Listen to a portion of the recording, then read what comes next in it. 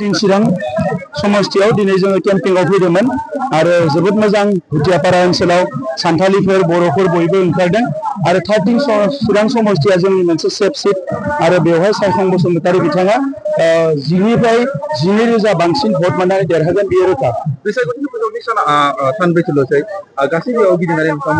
ब्रैजि समस्थियावनो आं बेरायदों आरो बेवहाय जानुवारि मासनिफ्रायनो खामानि मावदोंमोन। मोनफ्रोमबो समस्थियाव जोंहा 7,000निख्रुइ बांसिन फेमिलि दङ आरो 7,000 फेमिलि थानाय माने 21,000 भट गतिके 40टा समस्थियाव गोबां भट लानानै जोङो देरहागोन आरो गोबां मासि लानानै सरकार लागोन। बिथांनिसिम आंनि हामलायनायखौ बावदों आरो बे खालि समायखिराखौ लानो मोनाबा जाहाथे दुखु मोननानै गाबना थाया आं बेखौबो खावलायदों। ओरैनो बुङो बिथाङा आरो एबारथ' बिदाय लासिगोन नालाय बायदिसिना बुंनानै गावनि मेम्बारफोरखौ जोंनि पार्टियाव फैबाय थानायखाय गावनि मानसिफोरखौ हमथानो सानदों बिथाङा। थांनाय 5 बोसोराव सरकारा बायगोन दिनै बायगोन गाबोन बायगोन होननानै 5 बोसोर थांबाय सरकारा बायाखिसै दा जोंनि सरकारानो जाफिनगोन। दा बेखौ नुनानै बिथांनि हान्जानि मानसिफ्रा लोब लोब जोंनि हान्जायाव हाबदों बेखौ हमथाथ'नो थाखाय बिथाङा बुंदों बेनि बादै जेबो नङा।